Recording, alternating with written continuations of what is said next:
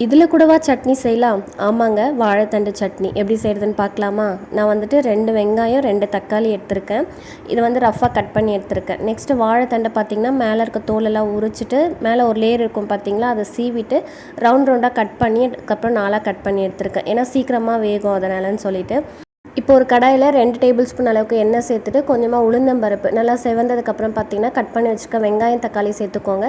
இது கூடவே கொஞ்சமாக உப்பு சேர்த்து மூடி போட்டு மூடி வச்சுருங்க. இப்போ வெங்காயம் தக்காளியெல்லாம் வதங்கினதுக்கப்புறம் பார்த்தீங்கன்னா கட் பண்ணி வச்சுருக்க வாழைத்தண்டும் சேர்த்து நல்லா மிக்ஸ் பண்ணி விட்டுருங்க. வாழைத்தண்டு நல்லா குக் ஆனதுக்கப்புறம் பார்த்தீங்கன்னா ஃபைனலாக ஒரு கை நிறைய கொத்தமல்லி இலை சேர்த்துக்கோங்க. கொத்தமல்லி இலைலாம் நல்லா வதங்கி வந்ததுக்கப்புறம் ஆற வச்சுட்டு ஒரு மிக்ஸி ஜாரில் சேர்த்து அரைச்சி எடுத்திங்கன்னா சூப்பரான வாழைத்தண்டு சட்னி ரெடி. யாருமே கண்டுபிடிக்க மாட்டாங்க, நீங்கள் சொன்னால் மட்டும்தான் தெரியுது வாழைத்தண்டு சட்னின்னு சொல்லிட்டு. உங்கள் கிட்ஸுக்குள்ளுமே தாராளமாக கொடுக்கலாம். ஸோ சூப்பர் டேஸ்ட்டாக இருந்தது. ஃபைனலாக ஒரு தாளிப்பு கொடுத்துடலாம். இப்போ ஒரு பேனில் எண்ணெய் சேர்த்துட்டு கடுகு போட்டு பொரிஞ்சதுக்கப்புறமா கருவேப்பிலை போட்டு தாளித்து இந்த சட்னி கூட சேர்த்து மிக்ஸ் பண்ணிங்கன்னா சூப்பரான வாழைத்தண்டு சட்னி ரெடி.